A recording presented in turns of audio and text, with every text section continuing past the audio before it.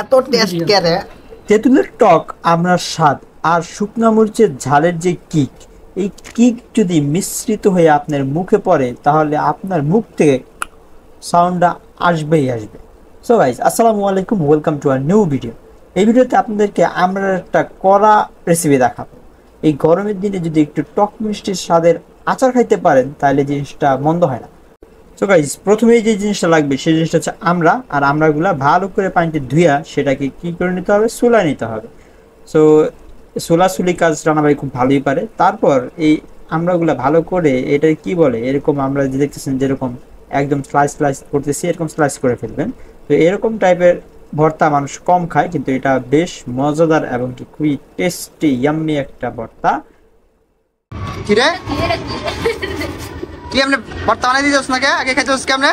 আমি আর খাইতেছি যে দিস আমার সব খাওয়া শেষ করতেছে রানা ভাই, দেখেন বিচিরি সব খাওয়া শেষ। শেষ খা খাবেন ভালো লাগে। হ্যাঁ গাইস, চারটা দিলাম, তাহলে রাগে এটা ভালো করে করব। আমার মতো এরকম অভ্যাস গাইস আপনাদের কার কার আছে একটু কমেন্টে হাত পা তুলেন দেখি।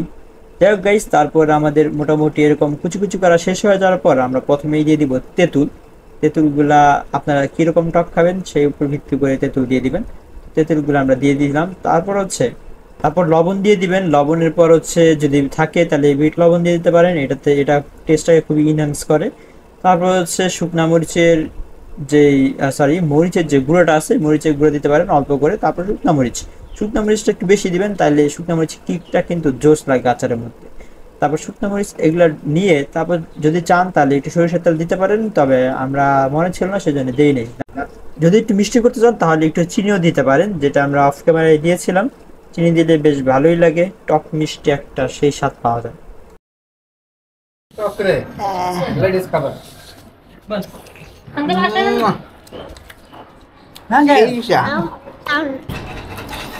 এত টেস্ট করে, এত স্বাদ করে, সেই স্বাদ, এত স্বাদ করে নুরু, সেই স্বাদ। সো গাইজ, এই ছিল আমাদের খাওয়া দাওয়ার অবস্থা। মোটামুটি একদম 4টা খাওয়া লাগছে একদম রানা ভাই একদম। আর এটা খাওয়া দেখা যদি আপনাদের মুখে লোলাইসা পড়ে তাহলে গাইজ এটা রেসপন্সিবিলিটি কিন্তু আমি নেব না। তো গাইজ, ভালো থাকবেন, সুস্থ থাকবেন, আর এই রেসিপিটা একবার ট্রাই করে দেখতে পারেন, জিনিসটা কেমন লাগে খাইতে। আমার দেখা ভাই এখন আবার লোড পড়তেছে। সো গাইজ, টাটা, দেখা হবে নেক্সট কোনো ভিডিও।